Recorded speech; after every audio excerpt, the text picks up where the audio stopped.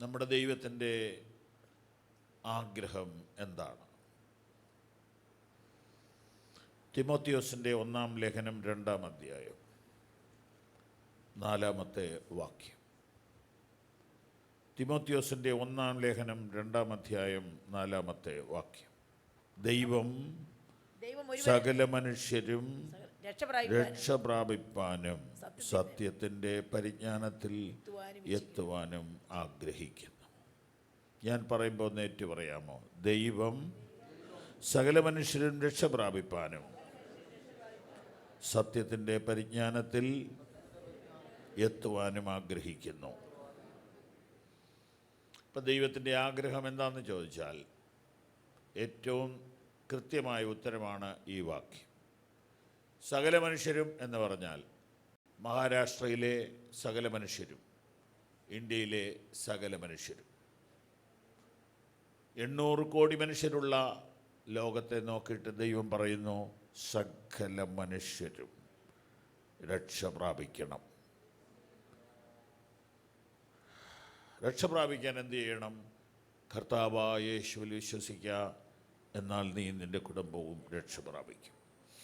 രണ്ടാമത്തെ ദൈവത്തിൻ്റെ ആ ആഗ്രഹത്തിൻ്റെ ബി പാർട്ട്, രക്ഷിക്കപ്പെട്ടവർ സത്യത്തിൻ്റെ പരിജ്ഞാനത്തിൽ എത്തണം എന്ന് പറഞ്ഞാൽ ആത്മീയ വളർച്ച പ്രാപിക്കണം. സത്യത്തിൻ്റെ പരിജ്ഞാനത്തിൽ എത്തണം. ഇതിന് എന്താ ചെയ്യാൻ പറ്റുക? ഇതിനു വേണ്ടി ചെയ്യാൻ പറ്റുന്നത് 2-ന്റെ 1-ാം വാക്യം, 2-ാം വാക്യം, 3-ാം വാക്യമാണ്. എന്നാൽ സകല മനുഷ്യർക്കും നാം സർവഭക്തിയോടും ഘനത്തോടും കൂടെ സാവധാനതയും സ്വസ്ഥതയുമുള്ള ജീവനം കഴിക്കേണ്ടതിന് വിശേഷാൽ രാജാക്കന്മാർക്കും സകല അധികാരസ്ഥന്മാർക്കും വേണ്ടി യാചനയും പ്രാർത്ഥനയും പക്ഷപാതവും സ്തോത്രവും ചെയ്യണമെന്ന് ഞാൻ സകലത്തിന് മുമ്പേ പ്രബോധിപ്പിക്കുന്നു. ഈ വാക്യമൊക്കെ തർജ്ജമ ചെയ്ത് വന്നപ്പോൾ നമുക്കതിൻ്റെ ശരിയായ അർത്ഥം ലളിതമായ നിലയിൽ കിട്ടുന്നില്ല.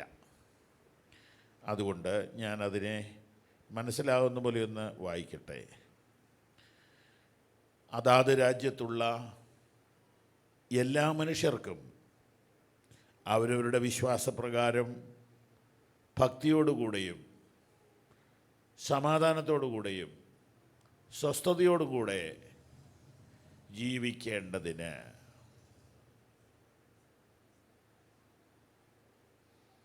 നാം ഭരണകർത്താക്കൾക്ക് വേണ്ടി പ്രാർത്ഥിക്കണം. ഞാൻ പറഞ്ഞതിനകത്ത് വല്ല തെറ്റുമുണ്ടോ? ഒന്നുകൂടെ നിങ്ങൾ ബൈബിളിലേക്ക് നോക്കണം. സകല മനുഷ്യരും അവരവരുടെ വിശ്വാസപ്രകാരം സമാധാനത്തോടും സന്തോഷത്തോടും സ്വാതന്ത്ര്യത്തോടും ഭക്തിയോടും, ചിലടക്ക് കൂട്ടി പറഞ്ഞാൽ ആരാധന സ്വാതന്ത്ര്യത്തോടും കൂടെ ജീവിക്കണമെങ്കിൽ ഭരണകർത്താക്കൾക്ക് ഒരു ദൈവിക ബോധ്യം ഉണ്ടാകണം. അഥവാ ഭരണകർത്താക്കളോട് ദൈവം ഇടപെടണം. നമ്മുടെ പ്രാർത്ഥന ലോകം, പ്രെയർ വേൾഡ് ചെറുതാണ്.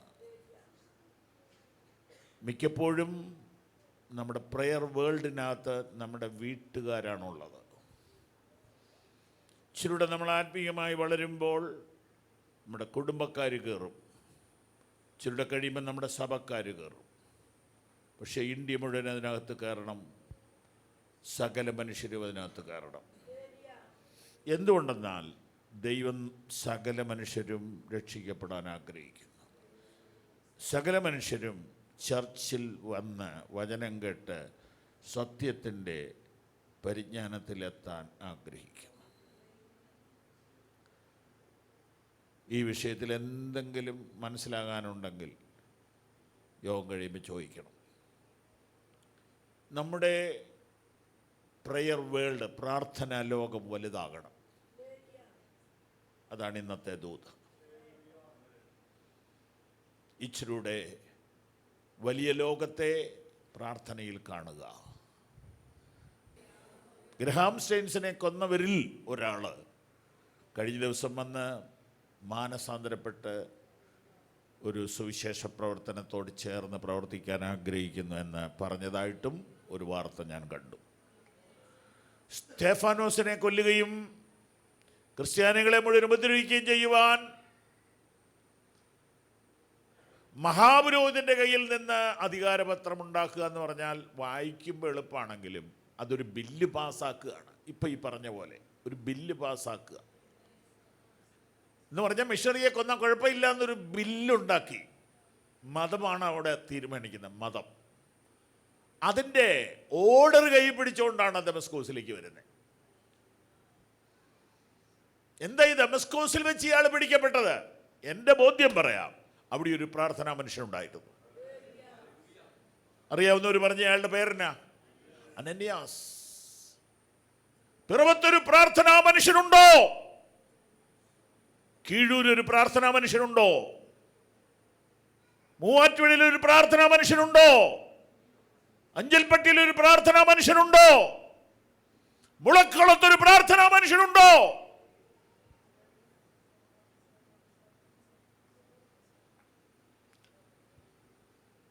Can you expand your prayer world? നിന്റെ പ്രാർത്ഥനാ ലോകത്തെ വലുതാക്കാമോ? നിന്റെ പ്രാർത്ഥനാ ലോകത്തെ വലുതാക്കാമോ? ഈ ഭാഷ നിങ്ങൾക്ക് മനസ്സിലാവുന്നുണ്ടോ? നമ്മുടെ പ്രാർത്ഥന ചെറുതല്ലേ, കുറച്ച് കാര്യമല്ലേ നമുക്ക് പ്രാർത്ഥനയല്ലേ ഉള്ളൂ. ഇച്ചിരി ഒന്ന് വലുതാക്കാൻ എന്നാ മാർഗം? പരിശുദ്ധാത്മാവ് സഹായിക്കാതെ പറ്റത്തില്ല. നമ്മളിപ്പോൾ ഈ കേട്ടതൊക്കെ നമ്മളെ ബാധിക്കാത്ത കാര്യം പോലെ ഇരിക്കും. 200 പള്ളി പൊളിക്കുക, നമ്മളിവിടെ ഒരു പള്ളി വലുതാക്കാൻ ശ്രമിക്കുക അല്ലേ? അപ്പോൾ എങ്ങനെയാണ് ഇന്ത്യ രക്ഷപ്പെടേണ്ടത്? കേരളത്തിൽ ഇപ്പോൾ ഉടനെയെങ്കിലും നിയമം അങ്ങനെ പ്രതികൂലമായിട്ട് വരില്ലെന്ന് വിചാരിക്കാം. 200 പള്ളി പൊളിക്കുക എന്ന് പറഞ്ഞാൽ ഓർഡർ ഇട്ടാൽ ഇപ്പോൾ ഈ JCB ഉള്ളതുകൊണ്ട് എളുപ്പമാണല്ലോ. ഏത് കെട്ടിടവും 5 മിനിറ്റ് കൊണ്ട് പൊളിച്ച് താഴെ ഇടാം. ഇതൊക്കെ നടക്കും അല്ലേ? നടക്കും, നിയമം കൊണ്ട് ചെയ്യും. അപ്പോൾ ഇതിന് എതിരെ പ്രാർത്ഥനയ്ക്ക് ശക്തി ഉണ്ടോ? ഉണ്ടെന്നല്ലേ നമ്മൾ ആദ്യം കേട്ടത്. ഞാൻ നിനക്ക് എന്ത് ചെയ്തു തരണം? സ്തോത്രം. നമ്മുടെ പ്രാർത്ഥനയുടെ അതിരുകളെ നമുക്ക് വലുതാക്കാം. കണ്ണുകൾ അടച്ചാട്ടെ.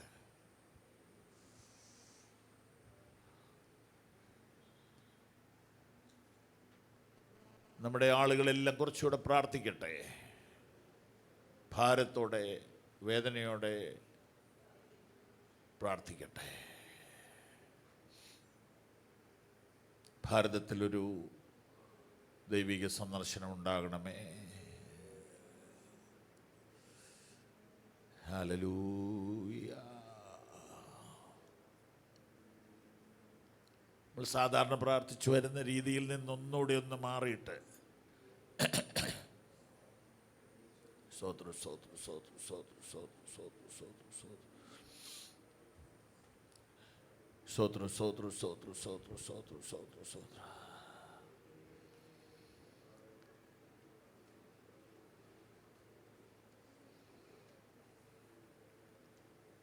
ഹല്ലേലൂയ.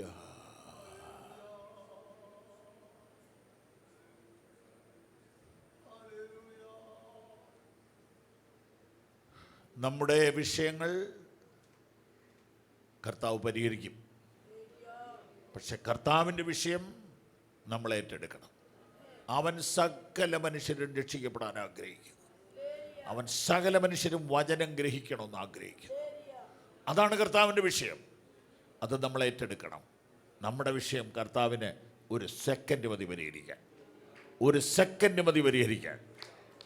സ്തോത്രം സ്തോത്രം സ്തോത്രം സ്തോത്രം സ്തോത്രം സ്തോത്രം സ്തോത്രം സ്തോത്രം സ്തോത്രം സ്തോത്രം സ്തോത്രം. ഞാൻ എൻ്റെ കാലിൻ്റെ പ്രയാസം 30-40 ദിവസം കൊണ്ട് മാറാതെ വന്നപ്പോൾ കർത്താവിനോട് ചോദിച്ചപ്പോൾ കർത്താവ് പറഞ്ഞു, നീ സഭകൾക്ക് വേണ്ടി പ്രാർത്ഥിക്കുക, ദേശത്തിന് വേണ്ടി പ്രാർത്ഥിക്കുക. ഈ കൊച്ചു കാര്യം പ്രാർത്ഥിച്ചുകൊണ്ടിരിക്കാതെ നീ കേരളത്തിന് വേണ്ടി പ്രാർത്ഥിക്കുക, നീ ഇന്ത്യക്ക് വേണ്ടി പ്രാർത്ഥിക്കുക. നിന്റെ പരിപാലനത്തിൻ്റെ കീഴിലുള്ള 27 സഭകളെ ഉണർത്താൻ വേണ്ടി പ്രാർത്ഥിക്കുക. പിറവ ചർച്ചിലുള്ള കുടുംബങ്ങളെ ഉണർത്താൻ വേണ്ടി പ്രാർത്ഥിക്കുക. ഹല്ലേലൂയ. പരിശുദ്ധാത്മാവ് ഇന്ന് എന്താ നമ്മോട് പറയുന്നത്? ഇപ്പൊ നിലവിലുള്ള പ്രാർത്ഥനയുടെ കടലാസ് കലണ്ടർ കീറിക്കള. ദൈവം പുതിയൊരു കലണ്ടർ ഇന്ന് ഏൽപ്പിക്കുകയാണ്.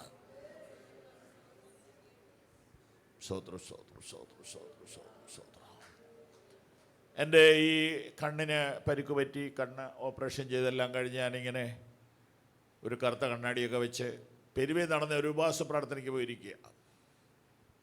ആ പ്രാർത്ഥന തീർന്ന സമയത്ത് ഒരു ചെറുപ്പക്കാരൻ, ഭയങ്കര ഉണർവുള്ള ഒരു ചെറുപ്പക്കാരൻ വന്നിട്ട്, വിശ്വാസി ഒരു പയ്യനാണ്, എന്നിട്ട് അങ്കിളെ കണ്ണാടി ഒന്ന് മാറ്റിക്കേ. ഞാൻ മാറ്റി. പുള്ളിയുടെ കൈ എൻ്റെ കണ്ണിലോട്ട് വെച്ചിട്ട് ഇപ്പോൾ തുറന്നു വരട്ടെ എന്ന് പറഞ്ഞു ഉറക്കെ പ്രാർത്ഥിച്ചു. അങ്കിൾ വിശ്വാസത്തോടെ കണ്ണു തുറക്കാൻ പറഞ്ഞു, തുറന്നു. ദൈവാത്മാവ് എന്നോട് പറഞ്ഞു, ഇതിനകത്തൊരു സന്ദേശമുണ്ട്. ഇവിടെ കണ്ണു തുറക്കപ്പെടേണ്ട 140 കോടി മനുഷ്യരുണ്ട്. അവർക്ക് വേണ്ടി എന്താ പ്രാർത്ഥിക്കാത്തെ? ഇതിപ്പോ ആവശ്യത്തിന് കാഴ്ചയില്ലേ? ഞാൻ പറഞ്ഞു മനസ്സിലായോ? ആ കൊച്ചനെ നിരാശപ്പെടുത്തല്ലോ എന്ന് ഓർത്ത് ഞാൻ പറഞ്ഞു, മോനെ ഇപ്പം നടന്നില്ലേലും പിന്നെ നടന്നോളും, പൊക്കോളാൻ പറഞ്ഞു. കാരണം ഇങ്ങനെയെല്ലാം ഒന്ന് പ്രാർത്ഥിക്കാൻ ഒരു കൊച്ചൻ വന്നില്ലേ? ഇതൊന്നും പ്രാർത്ഥിക്കാൻ പറഞ്ഞാൽ ബെപ്പെ അടിക്കുന്ന പിള്ളേരുടെ ഇടയിൽ അവൻ ധൈര്യമായിട്ട് പ്രാർത്ഥിച്ചല്ലോ. അതുകൊണ്ട് ഞാൻ പറഞ്ഞു, നീ പേടിക്കണ്ട, കണ്ണൊക്കെ തുറന്നോളും, പൊക്കോളാൻ പറഞ്ഞു. പക്ഷെ കർത്താവ് എന്നോട് പറഞ്ഞത് 140 കോടി മനുഷ്യരുടെ കണ്ണ് തുറക്കാൻ ആര് പ്രാർത്ഥിക്കും? ഞാൻ ഏത് വണ്ടി ഓടിക്കും, എത്ര മണിക്കൂർ വേണേ വായിക്കും, എത്ര മണിക്കൂർ വേണേ എഴുതും. അപ്പൊ ഇനി എന്നെ കാഴ്ച വേണ്ടേ? നമ്മുടെ കണ്ണാ തുറക്കേണ്ടത്, നമ്മുടെ കണ്ണാ തുറക്കേണ്ടത്. 140 കോടി മനുഷ്യരുടെ കണ്ണ് തുറക്കണ്ടേ? വേണ്ടേ? തുറക്കണ്ടേ? നിങ്ങളെങ്ങനെ ഇവിടെ വന്നത്? കർത്താവ് നിങ്ങളുടെ കണ്ണ് തുറന്നുകൊണ്ടല്ലേ. നിങ്ങളെങ്ങനെ ഈ പുസ്തകം വായിക്കുന്നത്? യേശു കണ്ണ് തുറന്നുകൊണ്ടല്ലേ. അല്ലെങ്കിൽ ഇത് വായിച്ചാൽ വല്ലതും മനസ്സിലാവുമോ?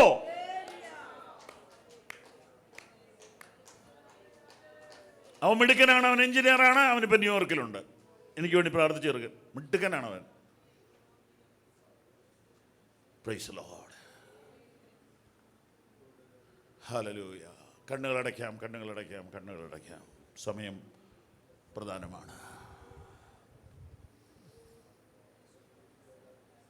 ആരൊക്കെ പ്രാർത്ഥിക്കും? 1-2 വാക്ക്. എൻ്റെ കർത്താവേ, എൻ്റെ പ്രാർത്ഥനയുടെ അതിരൊന്ന് മാറ്റി തരണേ. എനിക്കൊരു കുറച്ച് സമയം കൂടെ ഇന്ത്യക്ക് വേണ്ടി പ്രാർത്ഥിക്കാൻ. വിശേഷാൽ ഇന്ന് മഹാരാഷ്ട്ര എന്നൊരു ദേവാസനം ഇവിടെ വന്നില്ലേ?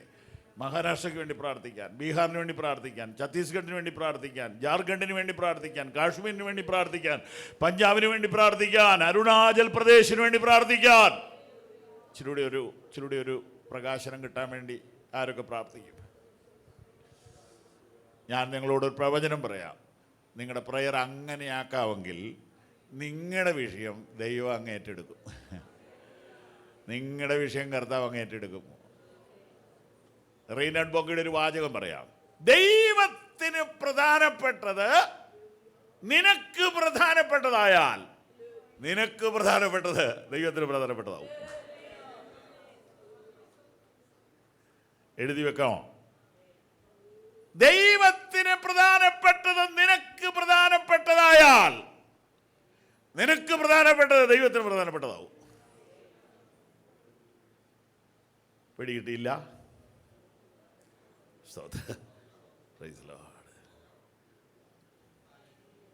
ദൈവത്തിന് ഇമ്പോർട്ടൻ്റ് ആയത്, പ്രഷ്യസ് ആയത് എനിക്ക് പ്രഷ്യസ് ആയാൽ എൻ്റെ വിഷയങ്ങളെല്ലാം ദൈവത്തിന് പിന്നെ ഇമ്പോർട്ടൻ്റ് ആകും. അതുകൊണ്ടാണ് കർത്താവ് പത്രോസിനോട് ചോദിച്ചത്, നീ എന്നെ സ്നേഹിക്കുന്നുവെന്ന്. ഇതിനേക്കാളല്ല, നിന്റെ ഈ സമ്പത്തിനേക്കാൾ അത് എന്നെ സ്നേഹിക്കുന്നുവെന്ന്. ആരൊക്കെ പ്രാർത്ഥിക്കും? കർത്താവേ, എൻ്റെ പ്രയർ വേൾഡ് ഒന്ന് മാറ്റണേ. ഹല്ലേലൂയ.